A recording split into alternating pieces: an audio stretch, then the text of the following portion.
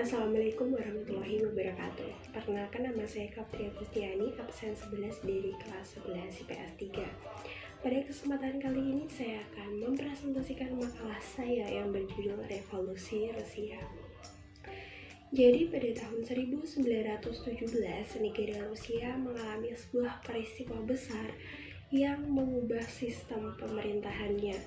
Peristiwa tersebut merupakan revolusi Rusia. Sebelum kita membahas lebih lanjut, apa sih revolusi itu? Jadi revolusi itu merupakan sebuah perubahan sosial yang terjadi di dalam masyarakat maupun di dalam suatu negara yang berlangsung sangat cepat dan juga pengaruhnya itu sangat besar atau sangat luas sekali gitu.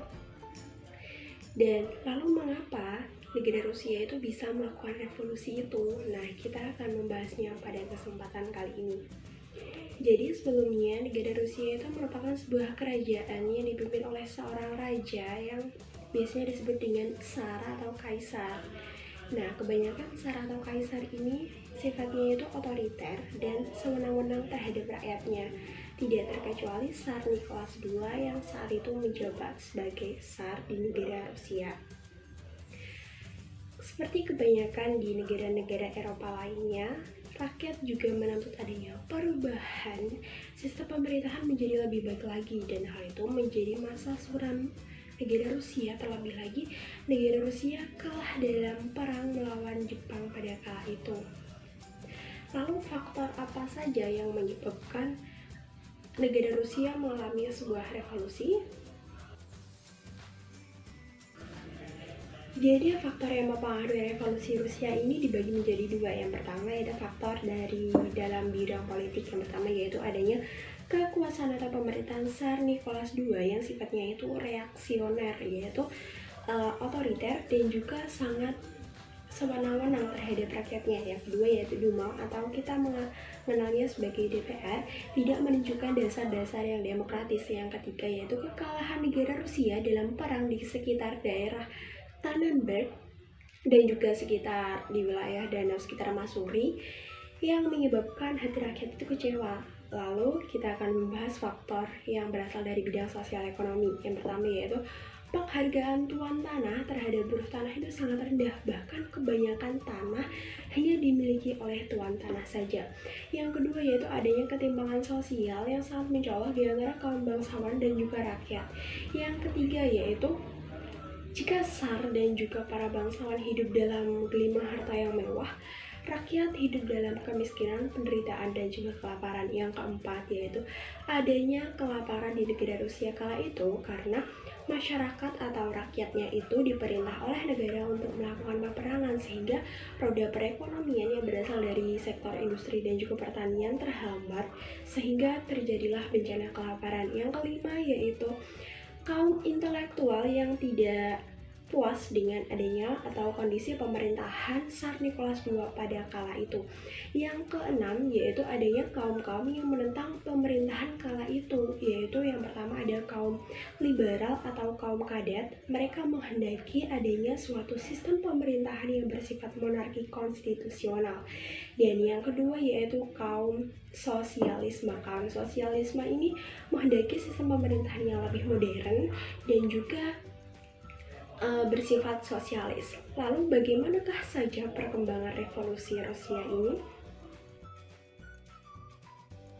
Jadi perkembangan revolusi Rusia ini berlangsung dalam 3 tahap. Tahap yang pertama yaitu pada tahun 1905.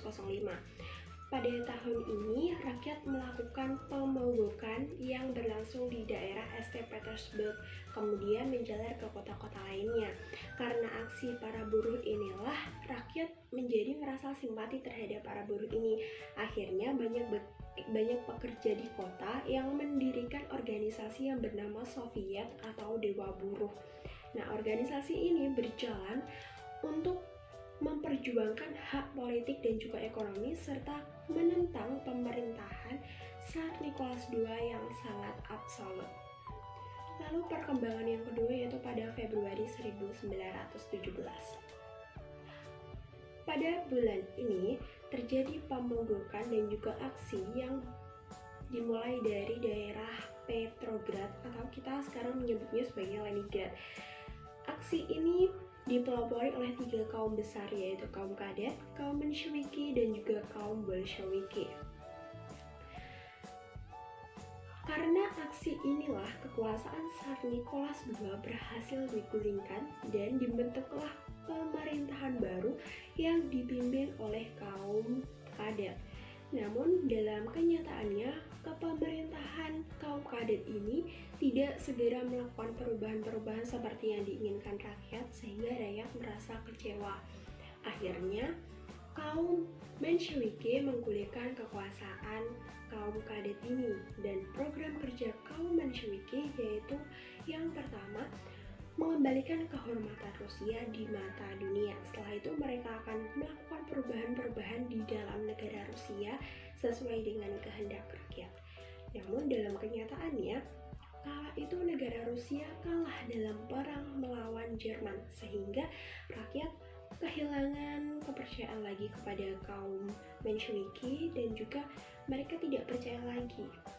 Akhirnya kaum Bolsheviki ini berniat untuk menggulingkan kekuasaan kaum Mensheviki. Nah, lalu perkembangan revolusi Rusia ini menjadi bertahap lagi sampai tahap ketiga, yaitu pada Oktober 1917.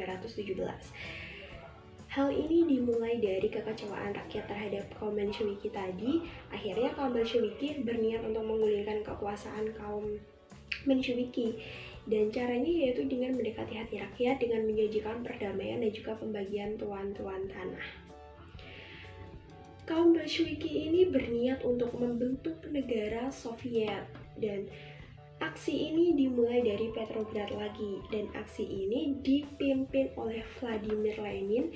Dan akhirnya tentara angkatan laut dan juga tentara angkatan darat di daerah Petrograd memihak kepada Vladimir Lenin. Akhirnya pada tanggal 25 Oktober 1917 kekuasaan atau tampuk kekuasaan berhasil digulingkan. Akhirnya tampuk kekuasaan berpindah ke tangan kaum Bolsheviki di bawah pimpinan Vladimir Lenin.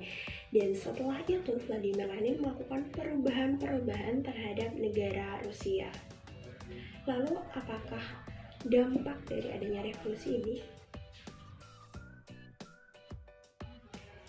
Jadi dampak dari adanya revolusi ini yang pertama yaitu pemerintahan Tsar yang sifatnya sangat absolut dan reaksioner berhasil dihilangkan selama-lamanya dari negara Rusia, dan sistem pemerintahan berganti dengan sistem pemerintahan satu partai.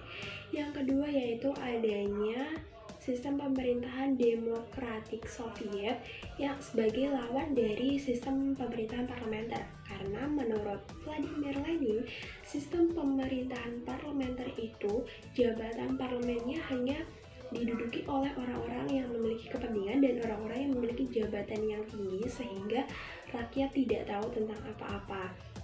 Dan yang ketiga yaitu adanya industrialisasi yang berlangsung sangat-sangat cepat sekali di negara Rusia dalam bidang industri dan juga pertanian. Yang keempat yaitu menyebarnya paham komunisme di seluruh negara di dunia. Lalu apakah revolusi Rusia ini berdampak juga atau mempengaruhi juga terhadap negara Indonesia? Dan ternyata revolusi Rusia ini sangat berpengaruh sekali terhadap negara Indonesia, seperti masuknya paham Marxisme ke negara Indonesia yang dibawa oleh H.J.F.M. Sneevliet. H.J.F.M. Sneevliet ini merupakan orang yang berasal dari Belanda. Dan masuknya ini yaitu melalui VSTP atau Vereniging Transport and Tramway Personnel yang merupakan jabatan kereta api pada saat itu. Dan pada tanggal 9 Mei 1914, Sneevliet ini bersama 3 orang temannya yaitu J.A. Barstedt, H.W. Dekker, dan P. Bersga membentuk ISDV atau Indische Sosial Demokratische Vereniging. Kemudian Sneevliet memasukkan atau menginfiltrasikan ISDV ini ke dalam tubuh SI. Caranya yaitu dengan mengubah anggota SI menjadi anggota ISDV dan mengubah anggota ISDV menjadi anggota SI. Dan kemudian paham-paham Marxisme ini pada ISDV di cabang Semarang semakin tertunjukkan. Akhirnya terjadilah perpecahan, dan pada tahun 1919 ISDV ini diubah namanya menjadi Partai Komunis Hindia, dan pada Desember 1920 Partai Komunis India ini diubah lagi namanya menjadi Partai Komunis Indonesia.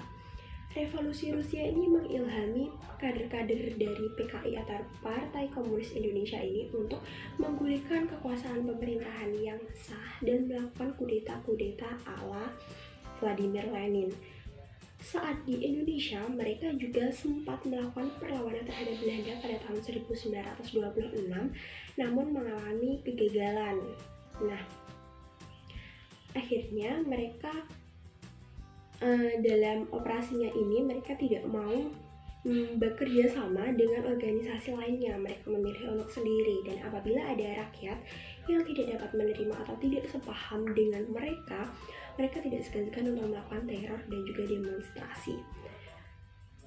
Aksi dari Partai Komunis Indonesia ini tidak hanya berlangsung sebelum Indonesia merdeka, tapi setelah Indonesia merdeka pun mereka masih melakukan aksinya, seperti pada tanggal 30 September 1965 sampai tanggal 1 Oktober 1965 yang dikenal sebagai gerakan G30 SPKI yang mereka lakukan untuk menculik 7 jenderal, dan itu merupakan perbuatan yang sangat-sangat kejam sekali. Jadi kesimpulannya, pada tahun 1917 negara Rusia mengalami sebuah peristiwa yang sangat besar, yaitu revolusi Rusia yang disebabkan oleh beberapa faktor, yaitu faktor yang berasal dari bidang politik dan juga faktor yang berasal dari bidang sosial ekonomi. Adanya revolusi ini sangat mempengaruhi negara Rusia sendiri. Tidak hanya itu, adanya revolusi Rusia ini juga berpengaruh terhadap dunia karena merebaknya atau menyebarnya paham-paham komunisme ke seluruh dunia, tidak terkecuali di Indonesia. Karena paham komunisme, karena revolusi Rusia ini juga memasuki Indonesia tidak hanya sebelum kemerdekaan Indonesia, tapi juga setelah kemerdekaan Indonesia. Baiklah, presentasi saya pada kali ini. Apabila ada kurang lebihnya, saya mohon maaf. Akhirul kalam, wassalamualaikum warahmatullahi wabarakatuh.